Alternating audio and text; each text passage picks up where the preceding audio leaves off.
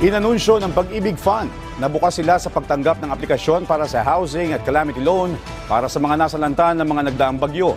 Ang detalye sa Balitang Pambansa ni Bien Manalo ng PTV Manila. Isa ang bahay ni Merlita sa Tandang Sora, Quezon City sa mga nalubog sa baha sa paghagupit ng mga nakaraang bagyo. Dahil dito, nasira ang ilang bahagi ng kanilang tahanan.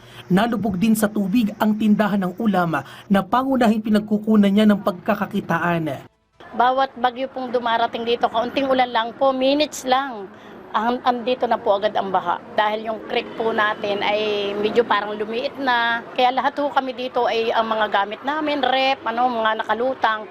Isa lamang si Merlita sa mga Pag-ibig Fund member na mabebenepisyohan ng calamity loan ng Pag-ibig Fund. Inanunsyo kasi ng ahensya na bukas sila sa pagtanggap ng aplikasyon para sa housing at calamity loan para sa mga nasalanta ng mga nakaraang bagyo. Nasa mahigit 400,000 individual na biktima ng kalamidad ngayong taon ang natulungan na ng ahensya sa pamamagitan ng halos 6 na bilyong piso mula sa Pag-ibig Calamity Loan.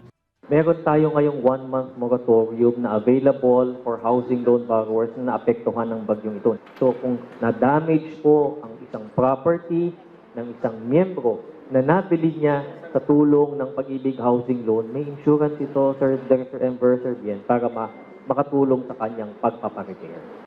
Sa ngayon ay may mahigit 16 million na active members ang Pag-ibig Fund.